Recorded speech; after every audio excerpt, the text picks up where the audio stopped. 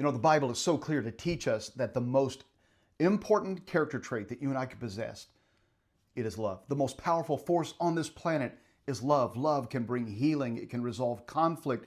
The action of love can actually heal marriages. It can heal our mind, our body, and our soul.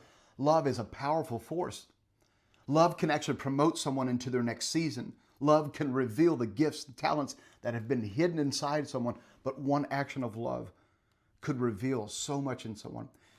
In fact, love is so powerful that not only should it be a priority for us to evaluate our lives and to make sure that love is being developed within us, but also, no matter what environment you're in your home, the company you work at, your church that you serve in and go to church and worship in, the community around you, love must be the top priority to create a culture of love.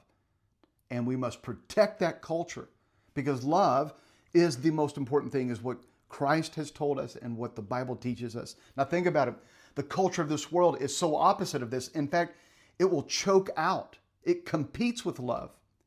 So when the culture competes with love, what do? I want you to think about this. In Matthew chapter 24, verse 12, Jesus said, because of the increase of wickedness, talking about the last days, in the end times, we're going to see wickedness increase. And he said, because of this, the love of most will grow cold. Is our love growing cold? Is the culture of this world choking it out? He was describing a culture where selfishness, anger, division, pride, greed would choke out love. Like you and I wonder why we struggle sometimes in loving people the way we should, because the culture of this world is showing us and modeling something totally different.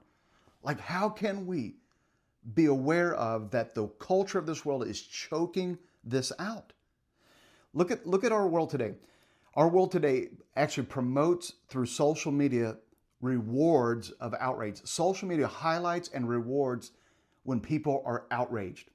It's like there's something that is attracting humanity to the most angriest person, the most hateful person, the one that is screaming the loudest. It's not the ones, social media doesn't highlight actions of love a lot of times. In fact, the world shows and chokes out something totally different. Success in our world is often measured by status and not sacrifice.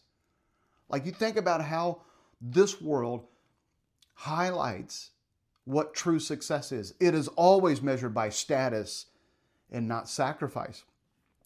People cancel each other rather than reconciling with each other. That's what the world is modeling, is to cancel. I don't like what you like. I don't like your flavor of politics. I disagree with you. I disagree with your beliefs, and I'm going to cancel you. Well, that is not love. Love reconciles. In fact, Paul says the ministry that Jesus gave us, I don't care what kind of ministry you're in, even in the world, secular world, where you're going to your jobs, you still have a ministry. You are representing somebody and representing something. And Paul says that ministry that has been given to us is the ministry of reconciliation, not canceling, to reconcile.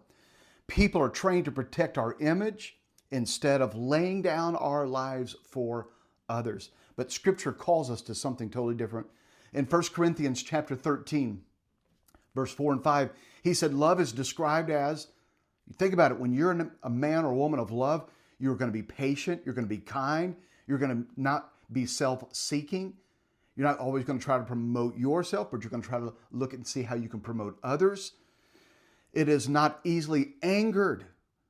That's what he says. That's not the default setting in our modern culture. It's total opposite of that. Our culture says put yourself first, but Jesus says to deny ourselves. That's what love looks like, is to deny yourself and see how you can serve others. Philippians chapter 2, verse 3 and 4, Paul tells us, do nothing out of selfish ambition, but in humility consider others better than yourselves. That's what love looks like. Totally opposite of the culture of our world. And again, the culture is choking this kind of love out. Yet today we're taught to build our personal brands, win arguments, and protect comfort.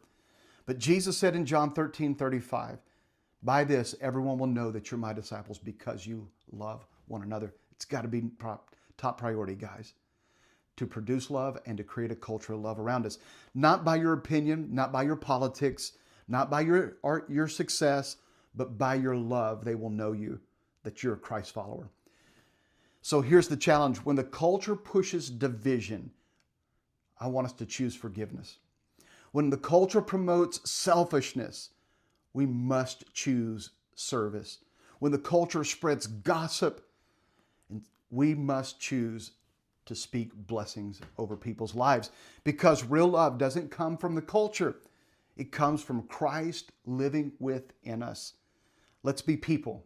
Listen, guys, let's be people that will create an environment of love no matter where we're at.